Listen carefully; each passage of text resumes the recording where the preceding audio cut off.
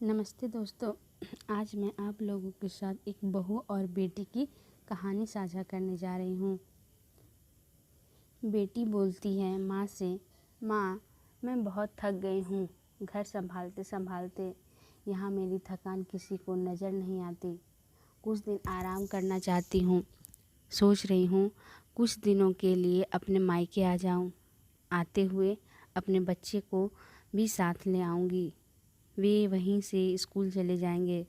आखिर एक ही शहर में ससुराल और मायका होने का कुछ तो फ़ायदा मिले। नम्रता ने फ़ोन पर अपनी माँ से कहा। पार्वती जी ने दूसरी तरफ से कहा, हाँ बेटा, जब तेरी इच्छा हो आ जाना, आखिर ये तेरा भी तो घर है। ठीक है माँ, तो मैं कल ही आऊँगी। नम्रता खुश हो बोली, हाँ बेटा, कल ही आ जाओ, मैं तुम्हारा इंतज़ार करूँगी। अभी मैं फ़ोन रखती हूँ, मुझे मंदिर भी जाना है। कमला जी ने फ़ोन रख दिया और सीधे किचन में गई। किचन में खाना बना रही बहू से बोली, अरे अनुपमा, सुनो, कल तुम्हारी ननद आ रही है। आज बाज़ार जाकर फल सब्जी और मिठाइयाँ लेकर आना है।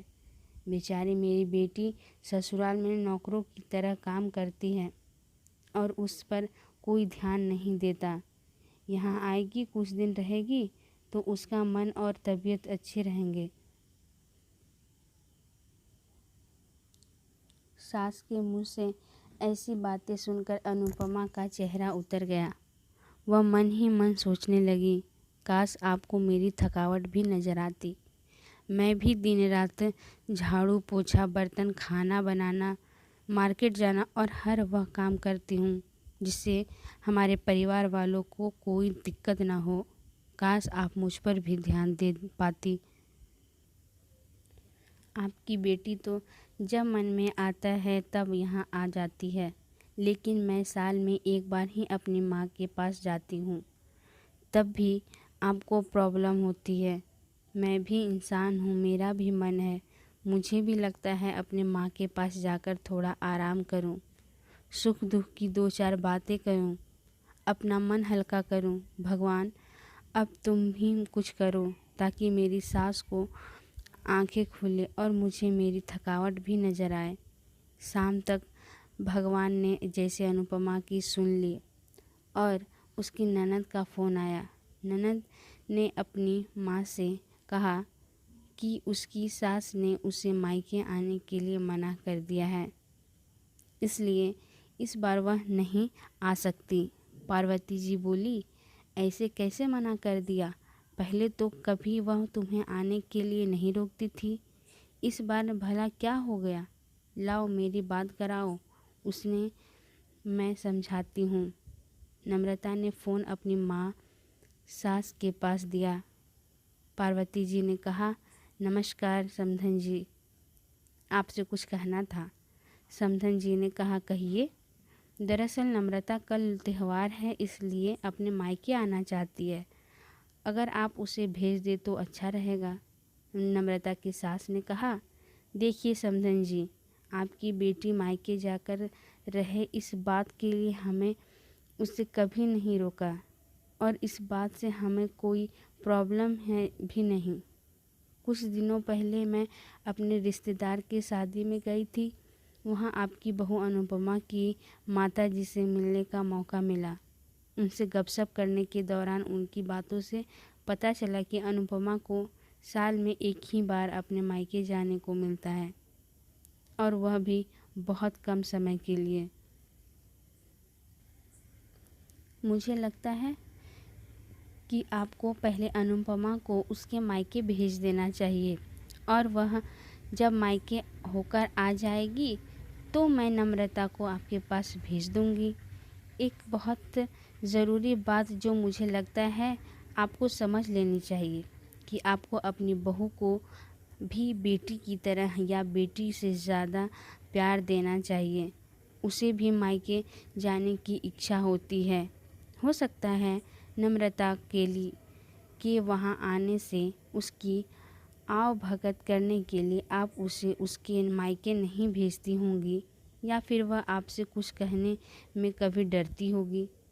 अगर आप उसको घर में ही कैद रखेंगी तो दिन ऐसा आएगा जब वह आपके खिलाफ़ बोलने लगेगी, फिर वह आपकी सुनेगी ना, फिर नहीं, और जब चाहे तब अपने मायके जाएगी।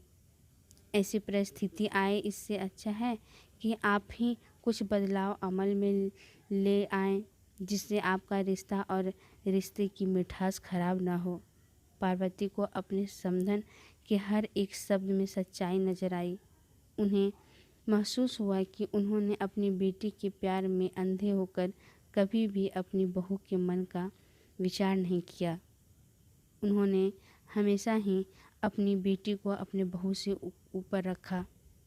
दूसरी तरफ नम्रता भी अपनी भाभी के बारे में हो रही इस बातचीत को सुन रही थी।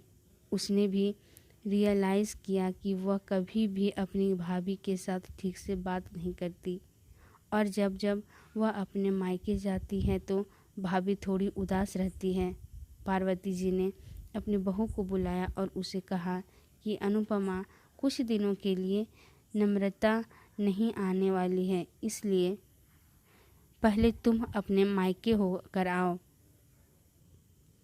यह सुनते ही अनुपमा का चेहरा खिल गया, क्योंकि यह पहली बार था जब उसकी सास ने सामने से उसे अपने मायके जाने के लिए कहा था। अगले दिन अनुपमा अपने मायके गई और इस बार 1-2 दिन नहीं, पूरे हफ्ते भर रह कर आई। अपने माँ बाप से, अपने रिश्तेदारों से मिलकर आई, और जब वह लौट कर आई तो उसका चेहरा खिला हुआ था, उसकी आंखें चमक रही थी। अनुपमा ने आने के बाद नम्रता भी अपने मायके आई, और इस बार वो खुद सामने से अपनी भाभी से खुशी खुशी मिली और अच्छे से बात की। नम्रता ने अपनी माँ से बात करके उन्हें भी अच्छे से समझने में मदद की कि वह कहीं ना कहीं अनुपमा के साथ गलत व्यवहार कर रही थी। दूसरी तरफ अनुपमा अपने ससुराल वालों के बदले रवैया से बहुत खुश थी। वह खुशी खुशी सबका ध्यान रखती और हर काम प्यार से करती।